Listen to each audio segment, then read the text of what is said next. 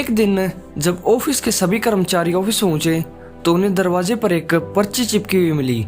उस पर लिखा था, कल उस इंसान की मौत हो गई जो कंपनी में आपकी प्रगति में बाधक था। उसे श्रद्धांजलि देने के लिए सेमिनार हॉल में एक सभा आयोजित की गई है।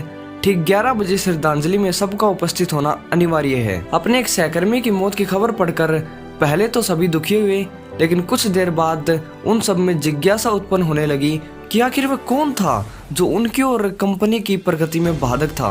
11 बजे सेमिनार हॉल में कर्मचारियों का आना प्रारंभ हो गया।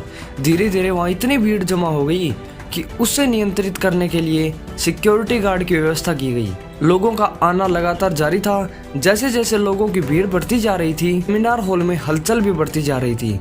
सबके दिमाग में बस यही चल रहा था, आखिर वो कौन था जो कंपनी में मेरी प्रगति में बाधक था, मेरी प्रगति पर लगाम लगाने पर तुला हुआ था।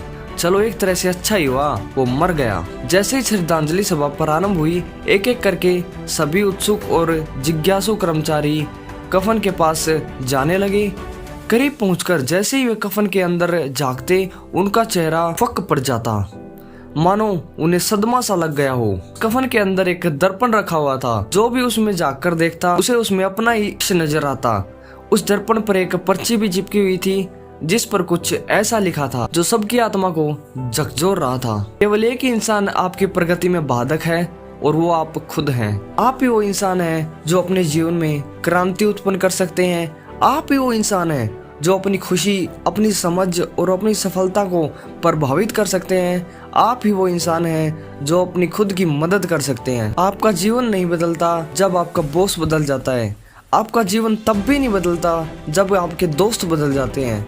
आपका जीवन तब भी नहीं बदलता जब आपके पार्टनर या फिर साथी बदल जाता है। आपका जीवन तब बदलता है जब आप खुद बदल जाते हैं, जब आप अपने खुद के विश्वास की सीमा को लांघकर उसके पार जाते हैं, जब आप ये समझ जाते हैं कि आप और सिर्फ आप अपने जीवन के लिए जिम्मेदार हैं, तब आपका जीवन बदल जाता है।